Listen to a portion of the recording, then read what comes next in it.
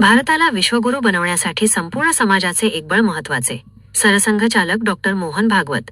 भारताला 2047 पर्यंत विश्वगुरू बनवण्यासाठी संपूर्ण समाजाचे एक बळ आणि संघटित प्रयत्न अत्यंत महत्वाचे आहेत, असे प्रतिपादन राष्ट्रीय स्वयंसेवक संघाचे सरसंघचालक डॉक्टर मोहन भागवत यांनी केले.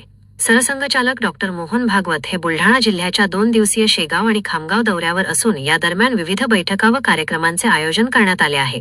या दौऱ्यादरम्यान खामगाव येथील ऋषी संकुल परिसरातील सूर्योदय पारधी समाज आश्रमशाळेत अमनोरा येस फाउंडेशनतर्फे उभारण्यात आलेल्या अत्याधुनिक क्रीडा संकुल व नवीन बंदिस्त सभागृहाचे उद्घाटन सरसंघचालकांच्या हस्ते उत्साहात पार पडले.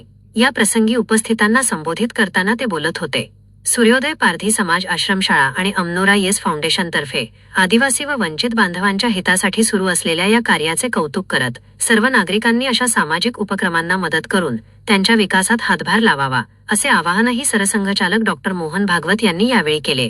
या समारंभाला मंचावर प्रमुख अतिथी म्हणून राज्याचे आदिवासी विकास मंत्री डॉक्टर अशोक उईके, कामगार मंत्री आकाश फुंडकर, सिटी कॉर्पोरेशनचे मॅनेजिंग डायरेक्टर अनिरुद्ध देशपांडे, श्री सद्गुरू धार्मिक एवं पारमार्थिक ट्रस्ट इंदोरच्या विश्वस्त डॉक्टर आयुषी देशमुख तसेच माजी विधान परिषद विरोधी पक्षनेता अंबादास दानवे, आमदार डॉक्टर संजय कुटे, आमदार श्वेता महाले, खामगाव नगराध्यक्षा अपर्णा फुंडकर, शिवसेना उबाठा नेते जालिंधर बुधवंत आदी उपस्थित होते. महाभूमी डिजिटलसाठी अनुप गवळी, खामगाव. सत्कार्याचाही आनंद पुन्हा पुन्हा पाहिजे असं होऊ शकत असेल आपल्या सर्वांना पाहिजे, पण असं आपोआप होत नाही, ते आपल्याला करावं लागतं.